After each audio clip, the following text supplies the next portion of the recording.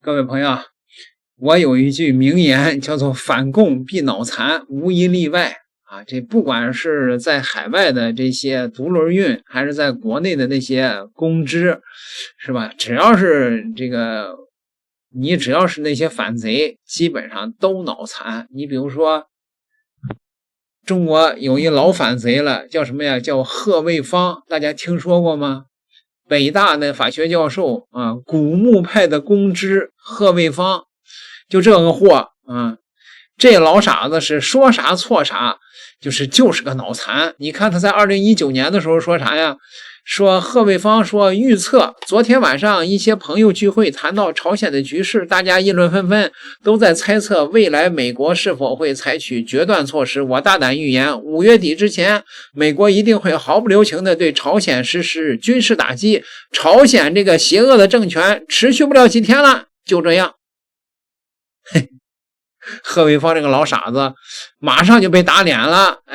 美国确实是去了当时，但是人家川普去了，和三将军携手跨过38线。所以说反共必脑残嘛，贺卫方那就是个脑残的老傻子，古墓派的公知。不过有一个好玩的事儿，就现在呢，川普不是对中国展开了关税战吗？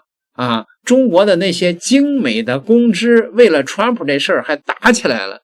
为啥呢？因为有一部分人啊，拿的像这个贺卫方这种人是拿的民主党的国际开发署的钱，然后呢，川普呢把这个粮给断了啊，所以呢，你看贺卫方这老傻子，现在我估计不知道那个学校有没有把他的退休金给停了呀？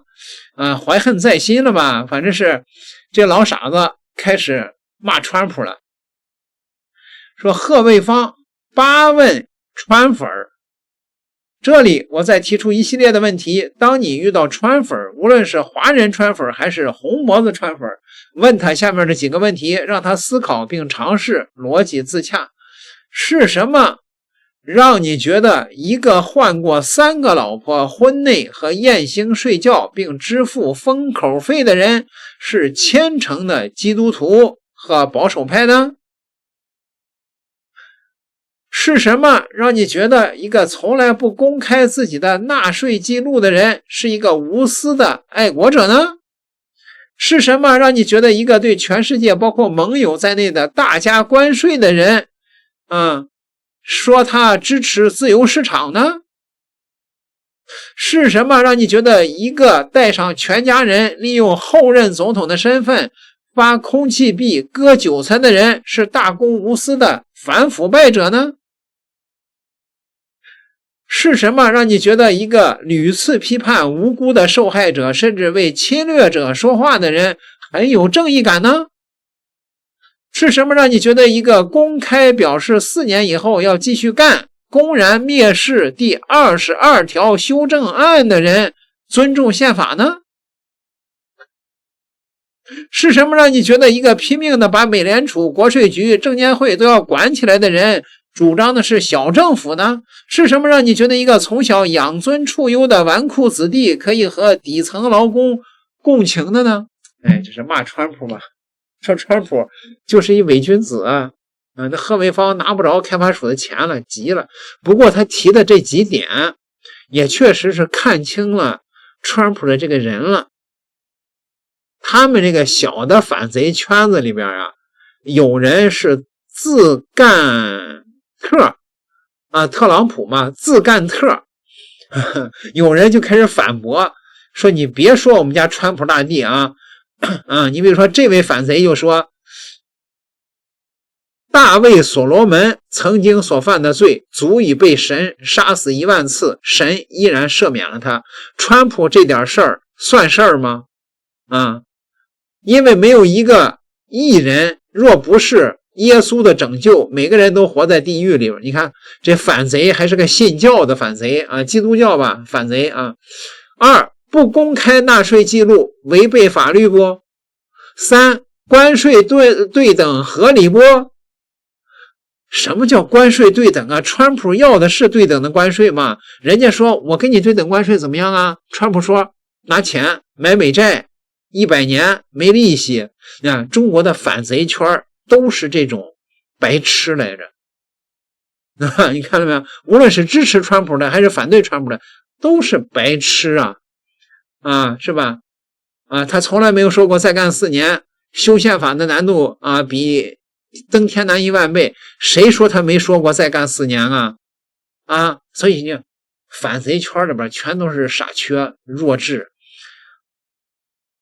但是也有意思，贺卫方的弟弟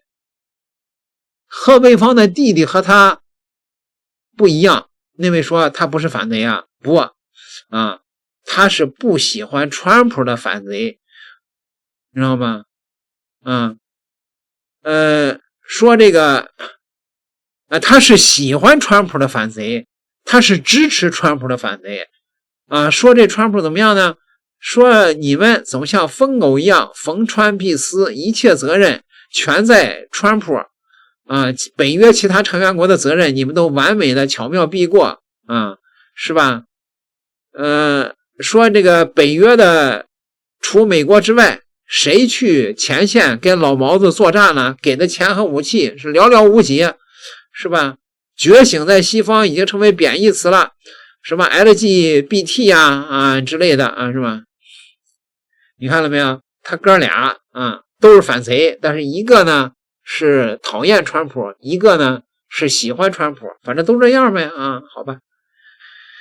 还有中国的这些古墓派公知里边还有一些，你比如说叫周大伟的我曾经说过，这也是一个他娘的老反贼。为什么很多人一听到西方就来情绪？我们现在有些朋友一说到国外，一说到美国，一说到英国，首先情绪就来了。我个人的看法呢，就是我们还是先讲事实，先做事实判断，先不做立场判断。有人呢提出一个非常有趣的问题，说如果中国将近200年的时间，或者确切的说呢，从鸦片战争到现在将近200年的时间里面，我们中国一直关着门，一直闭关锁国，我们中国人能不能自己搞出汽车、飞机、电脑、互联网、手机这些东西？这个问题非常有趣。后来很多朋友大家讨论以后觉得不可能，就是到底为什么这些东西，也就是自从英国工业革命到现在，这些先进的科学技术产品没有最先在中国出现，这是一个非常有趣的，也是很难的题目。包括中国人在内的很多人都在深入思考，到现在的话呢，也没有一个明确的答案。但是有一点是可以肯定的，也就是说呢，西方的欧美国家在过去的100多年里面呢，确确实实走在了我们的前面。我们今天的中国的话呢，我们举目四望，有这样的一种现代的生活，很大的程度上就是跟西方在学习。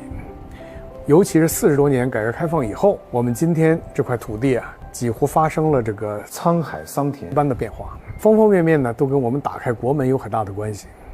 西方呢的确是走在了前面，所以我们今天的话似乎也可以采用鲁迅说的拿来主义的方式，这样可以节省我们很多去重新创新、去试错的一些时间。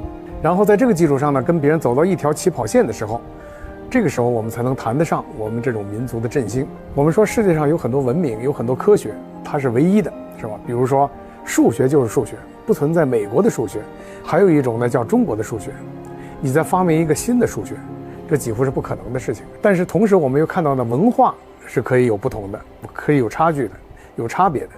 你比如说我们有的人喜欢喝茶，有的人喜欢喝咖啡，这种区别叫什么呢？这个叫做萝卜青菜各有所爱。但是有些东西是没有其他选择的。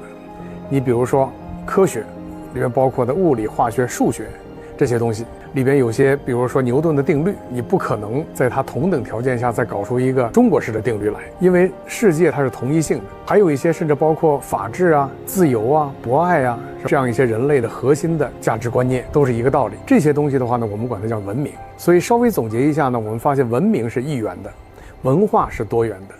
文化可以是多样的，但文明走到最后全世界各族人民最后在文明这条路上最后是趋同的。在有差距的时候，先虚心的去学，来用一颗融入世界、拥抱现代文明的精神，和这个世界呢和谐相处，尊重这个世界的规则。我们通过规则内进行博弈，谋求我们自己的发展。最后的话呢，我很想再次呢跟大家分享周有光先生，这是一个非常睿智的一个100岁老人。他有几句话呢，我觉得很经典，值得跟大家反复做一个分享。他有这样3个观点。他第一呢，他不同意有所谓文化呢或者文明有30年河东30年河西这样的说法。他说文化的流动啊不是忽东忽西轮流坐庄的，所以现在说的东升西降啊，这个他不同意这种说法。他认为的文明永远都是从高处向低处蔓延，落后的追赶先进的。我们说现在有人感觉到西方在衰落，中国在兴起，这个话呢，我觉得现在还很难说，这种可能性不排除。但至少我们会看到的话呢，东方和西方的这种距离在缩短，但人家是不是真的在衰落，这个值得我们深入的分析和冷静的思考。第二呢，周永光先生呢，他反对这个国学的说法。他说学问其实都是世界，是不分国家的。复兴中国文化重要的不是文化复古，而是文化要创新。另外他还不同意所谓的中国例外说，他认为中国一定要走到人类共同文明的大道上来，世界各国都在同一条历史跑道上竞走，没有例外。所以他们主张鼓励年轻人在考察问题的时候啊，他说年轻人应当从世界的角度来看中国，少一点从中国去看世界。关注我，法律相伴。对于这种古墓派的公知啊，是个金灿荣教授说得好，说这些家伙呀全都是他娘的土鳖，根本就不了解西方，也更不了解东方啊！你拿200年说事儿干啥呀？